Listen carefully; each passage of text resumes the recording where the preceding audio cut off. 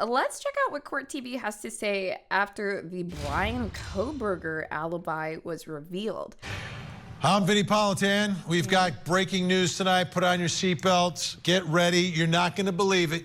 Now, if you didn't know, they said a few weeks ago that Brian Kohberger had an alibi. And this was kind of all over the news for a bit. It's like, oh, he's got an alibi. Oh, he's got an alibi. Because they hadn't been talking at all, really, just kind of filing motions and whatnot for a little bit. And so now it has finally been revealed. And spoiler alert, it's not much of an alibi, if you ask me. You are not going to believe it, folks. In the biggest case that we're tracking across the country, out in Moscow, Idaho, the mass murder of those 4 1,000% innocent college students from the university. Yeah. Today they file an actual alibi. To me, anyone who's innocent, right? Not anyone, but I would say 98% of people who are wrongfully accused are factually innocent should be able to provide an alibi. It couldn't have been me. I agree. If you were not involved, you should be able to have an alibi. You should be able to, even if it, how sometimes in crime cases when the person says, oh, I was just staying at home and nobody was home at all. Like, if anything, that's kind of an alibi, right? Like, what were you doing? Just nothing? Did you not exist in time and space for a certain period of time? So, we've been asking for months, what were you doing when this was happening? Because we know the exact time that the crimes were committed. There were witnesses. Like, the numbers are all there. And it's like, where were you? Love this. Rachie the Pooh Bear says being active on your phone or a computer could be an alibi now. They legit track everything. Absolutely. I've been sitting in my bed on my phone for 8 hours a day. I got an alibi. And trust me, the phone is active. We're in one window, then we're on TikTok, then we're scrolling. Every motion is tracked in the phone, bro. Does he have an alibi? Every time they came across a suspect, did he have an alibi? Did he have an alibi? Does the alibi check out, right? Time for me to reveal what this alibi is. Tell us, Vinny. Again, you're not going to believe it. Take a look. Mr. Accused Murderer has long had a habit. He's a Mr. Accused Murderer. Of going for drives alone. Often, he would go for drives at night. He did so late on November 12th and into November 13th, 2022. The accused mass murderer is not claiming to be at a specific location at a specific time. At this time, there's not a specific witness to say precisely where the accused mass murderer was at each moment of the hours between late night November 12th, 2022 and early morning November 13th, 2022. He was out driving during the late night and early morning hours of November 12th to 13th. I'm gonna just say this right now, because I know there's some Kohberger defenders that have been popping up in the last couple of weeks. I just want to say, I do not like y'all. I don't, and it has less to do probably with the whole Kohberger situation and more to do with whatever level of naivety is going on there. Because if that alibi right there changes everything for you, shut the up. That was not it. That is not it. We got some high Bristophiliacs in the building, Jesus. All night, just driving. This is shocking. This is huge. We know the evidence that prosecutors have, not only following his cell phone the night of the murders, Vinny, but his white Hyundai Elantra along the path around the times of the murders. And now he's admitting to being out there driving around, Vinny. We've been on the ground there. I've been to all of those locations on the scene. We showed you where he was and the path that he allegedly took. So for him to admit this is it's huge for prosecutors. So you got him in the car that night. All night, right? Is there a world where the prosecutor can argue, like, oh, so you were out driving that night? So what are the chances you made some stops? No, I didn't make any stops. And it's like, but you were out driving, so you could have made some stops. I feel like that, if somebody went in on it that way, that could, and I'm sure an attorney could do it much, much better, obviously.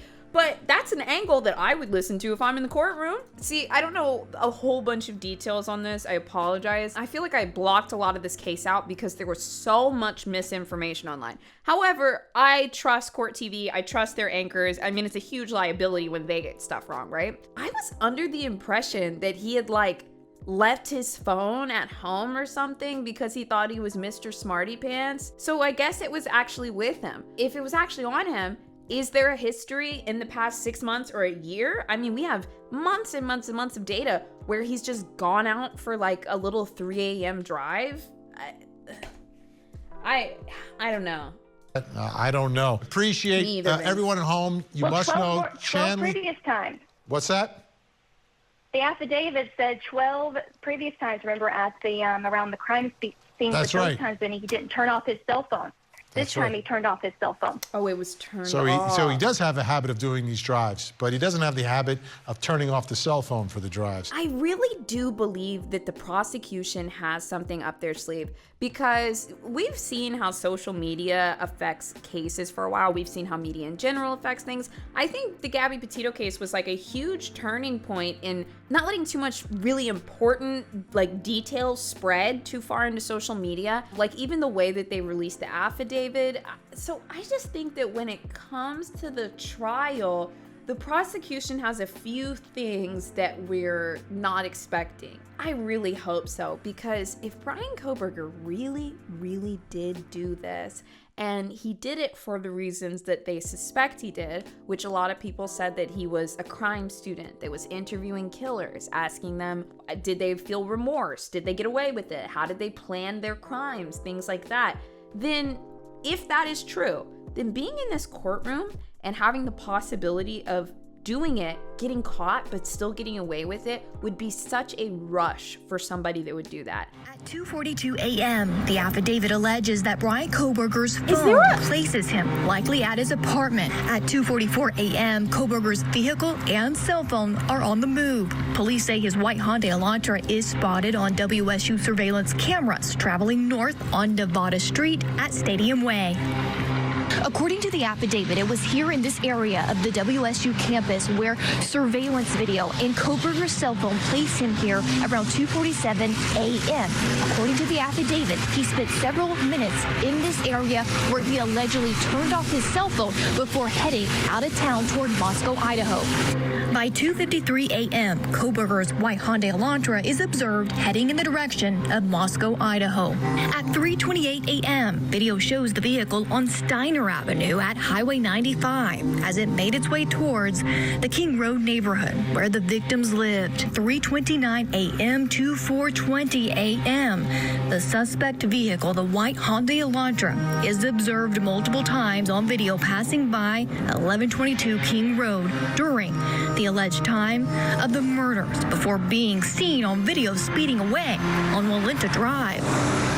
The probable cause affidavit states that the car likely exited the neighborhood at Palouse River Drive and Conestoga Drive, a road that eventually leads to Pullman, Washington. About 2 hours after he allegedly turned off his cell phone, police say Kohberger turned it back on here near Blaine, Idaho. It's about 10 to 15 minutes south of Moscow, a rural community off Highway 95, and it has its own cell tower. According to the affidavit, from 4:50 a.m. to 5:26 a.m., Kohberger's phone movements show him allegedly moving south towards Genesee, Idaho, and west towards Uniontown, Washington. So he turned his cell phone off for 90 minutes and then turned it back on? Lord Jesus, help me. Join us tonight in Atlanta, Georgia, criminal defense attorney Eklund Mercy. She's also a lives in criminal Phoenix, defense Arizona. attorney? The attorney. Guys, she was just in the last think tank. She's a criminal defense attorney. I'm curious. Lives in Phoenix, Arizona. The attorney who represented Jodi Arias, Kirk Nurmi, and in Washington, D.C., the attorney who represented Johnny Depp in his defamation case, won the case, and fellow of the American College of Trial Lawyers, Ben Chu, is with us. And before I ask a question, Ben. That was a surprise, huh? That was. Oh, let me move me. She is a criminal defense attorney. And then bottom left, he was a defense attorney for Jodi Arias. And boy, did they try. And then bottom right, we have Ben Chu, who was in the Johnny Depp and Amber Heard case. Is this an alibi or an admission? If your alibi is putting yourself in the white Hyundai Elantra, and that's how they track down this killer through the videos and the cell phone in the car, moving with the car. Then the cell phone's turned off, and then the car is seen at the scene, then speeding away. What's going on here? What is going on? This is one of those cases in which it's hurry up and prove it prosecution. You want the prosecution to prove their case. They're having to, carry their burden. The officers did a great job with being very detailed, and the prosecutor was being very detailed in the timing and literally setting it up for an alibi. So if he doesn't give one, the only thing that he can do is literally poke holes in the prosecution's argument. Wow. They did a really good job. Do you guys think it's better or worse that he gave that alibi? Because what she just said was, well, if he decides not to provide an alibi, which is pretty suspicious in its own, but that's kind of a detail that sometimes people forget. They're like, well, we don't have anything, so it's like, why go in on that, right? Otherwise, he would just be able to poke holes in their defense. Personally, I feel like that alibi makes it look worse. If your alibi puts you in the white Hyundai Elantra, and it's the white Hyundai Elantra that's like circling around the crime scene and speeding away from the crime scene, is this really an alibi that I was going for a drive by myself to no specific location at no specific time with no specific independent witnesses? No, as I was reading along there, I said this is more of an admission than an alibi, and it made me, look. The criminal defense attorney for Jodi Arias said to him, this is more of an admission than an alibi. The responsibility of a criminal defense attorney in a capital case, they're immense and intense. But the number one goal of that criminal defense attorney in that representation of death penalty case is to preserve their client's life. And I don't see how this does that. This doesn't really constitute an alibi to me. It's more of an admission that some of the state's evidence is accurate. It doesn't really make any sense to me. So, if their focus should be on things that save his life, and things like this, these partial admissions, they just go further, because you extrapolate this out and say he's got this habit of doing this. Well, the state can come back and say, look, he was stalking, he was preying, he was looking for victims, he found the victim.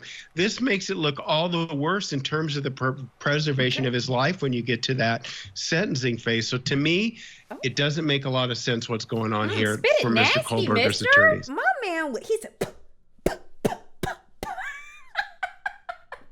talking about has a long habit of going for drives. Yeah, all the drives that were done driving around and near the scene of the mass murder, before the mass murder, seems to prove premeditation and planning more than, hey, I just go for drives. Yeah, Vinny, it reminds me of that expression, I was born at night, but it wasn't last night. Oh my God. I mean, this seems to be a non-alibi alibi. There you go. All right. Ben Chu, Kirk Nermy, Eklund Mercy, they're with us the whole hour. Oh my God. Oh, dude. No, I wanted more. I know you guys watch me to follow along with true crime updates, and sometimes I tell stories and things like that, but at the end of the day, these people are professionals. They are reporters, okay? And if I can bring it to you and make it like more interesting so you watch the whole way through, so you stay informed on what's going on, and we get some justice, then please do. Thank you so much. Thanks for watching. Thanks for hanging out with me. But look, all the good updates are on Court TV. I trust them, okay? I trust them. Vinny could